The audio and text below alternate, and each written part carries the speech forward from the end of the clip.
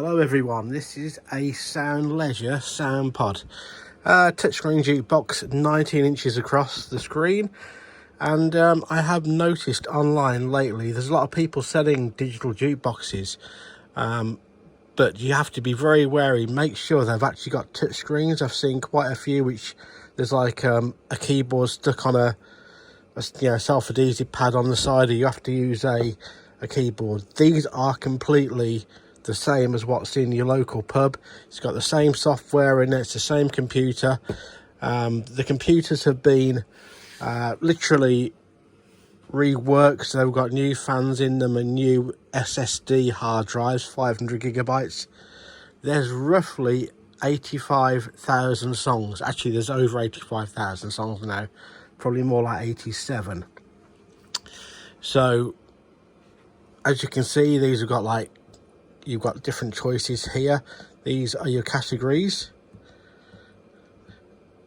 so you can search. There's a few artists on there, but you can search by let's go for 80s.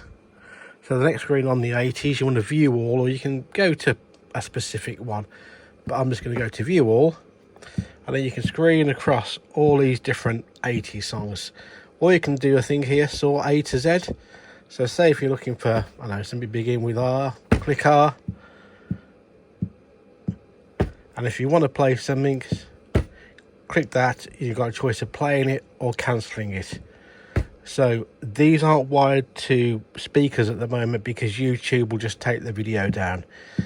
You can literally pile up as many songs as you want on your playlist.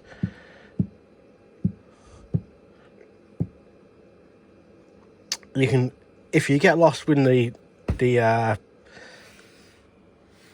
jukebox software, you can just click home and that will always get you back to this screen here.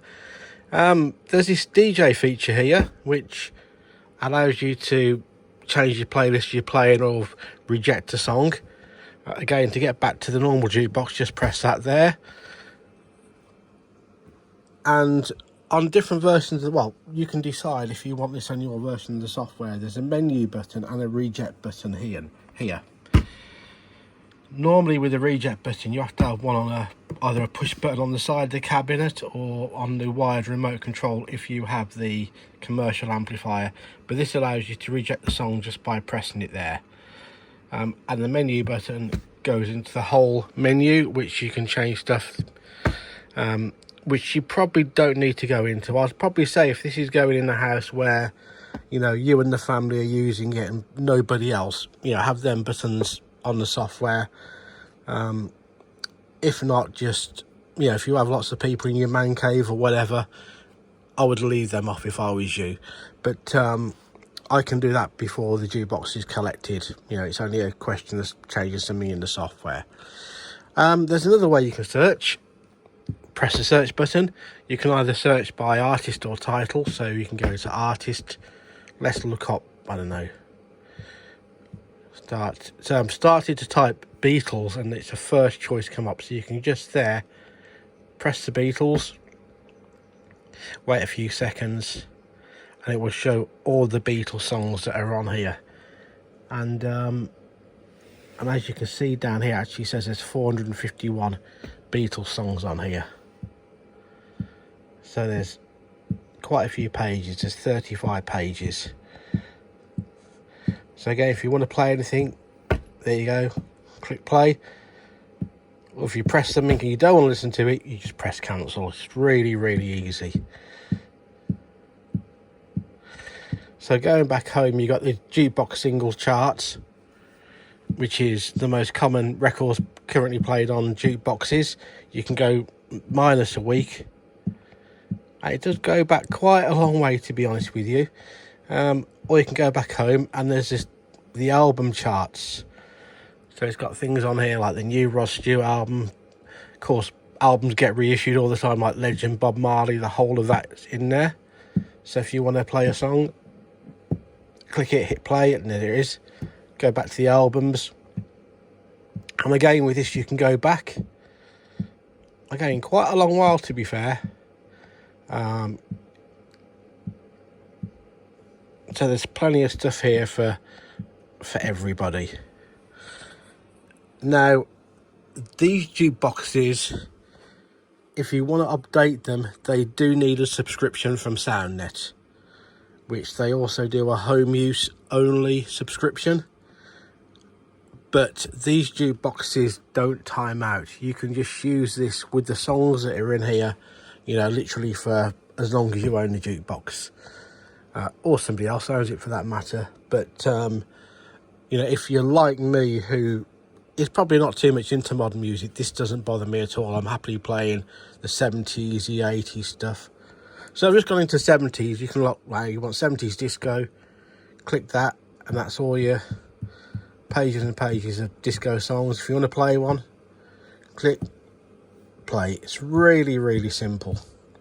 Now, the beauty of using the actual proper software, the Sound Leisure supplying the machines, is you can just turn these machines on and off at the mains. There's no shutdown windows or anything like that.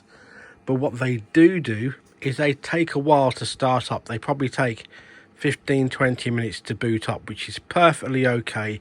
All of them do it. It's not a fault on the system.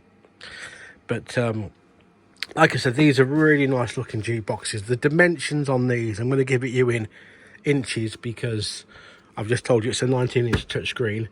The width of it left to right is 18 inches. The height top to bottom is 24 inches.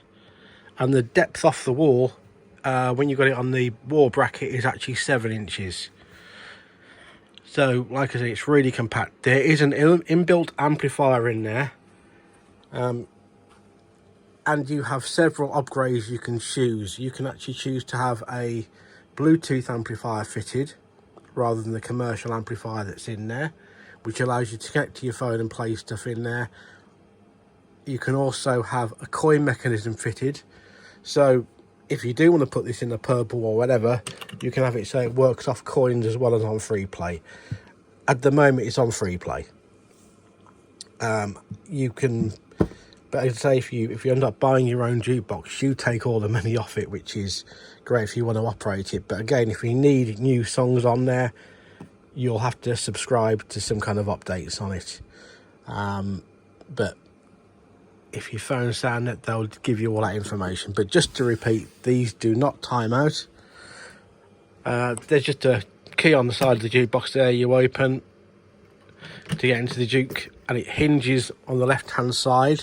So if you put it into a tight place that's 18 inches the width, you've got to allow for the door to open. So if you allow 7-8 inches that side, just so you can get the door open, then that should do you. But like I said, they're lovely jukeboxes. Computers are being completely stripped down, latest songs all installed.